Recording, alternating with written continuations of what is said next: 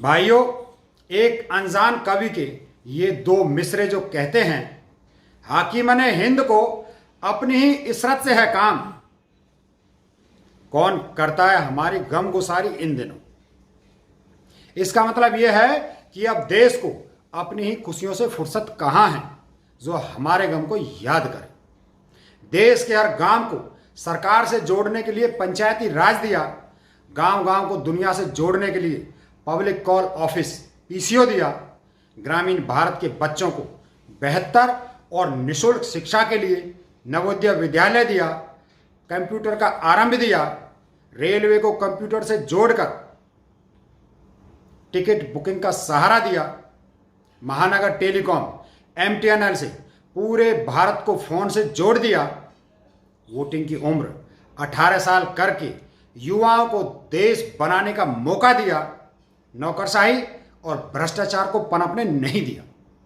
ये कारनामे उस महान नेता के नाम हैं जिसने एक छोटे से समय में 21वीं सदी के भारत का शंखनाद किया था, जिसने अपने भाई को खोकर उसकी जगह देश की सेवा का रास्ता चुना और मां को खोने के बाद भारत के इतिहास की सबसे बड़ी जीत हासिल की। भारत के गांव गांव को सच्चा सामान देने के लिए पंचायती राज की स्थापना करने वाले एक सूक्ष्मदर्शी प्रधानमंत्री राजीव गांधी, गांव में पलने वाली प्रतिभाओं को निखारने के लिए केंद्र सरकार के खर्च पर 6वीं से 12वीं तक आज भी निःशुल्क शिक्षा दे रहे 1986 में नवोदय बोर्डिंग स्कूल बनाने वाले शिक्षा प्रेमी राजीव गांधी,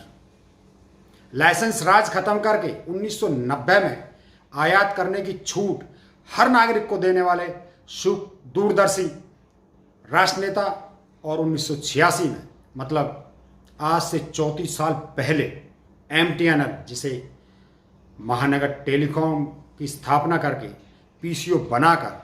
देश के हर गांव को, हर शहर को दुनिया से जोड़ने वाले आधुनिक भारत के पितामह राजीव गांधी,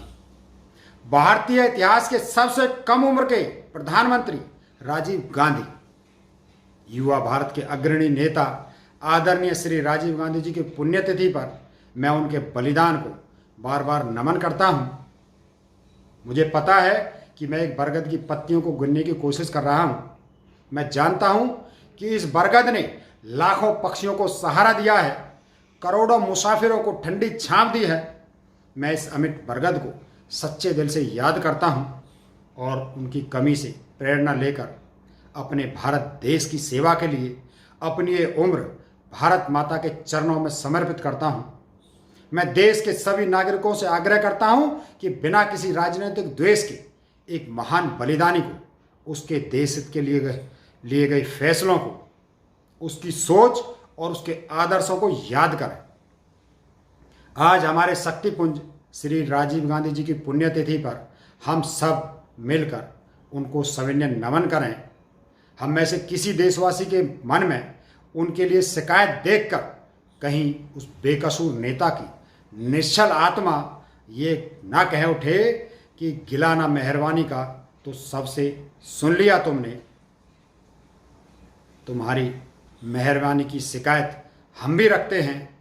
तुम्हारी मेहरबानी की शिकायत हम भी रखते हैं। जय हिंद।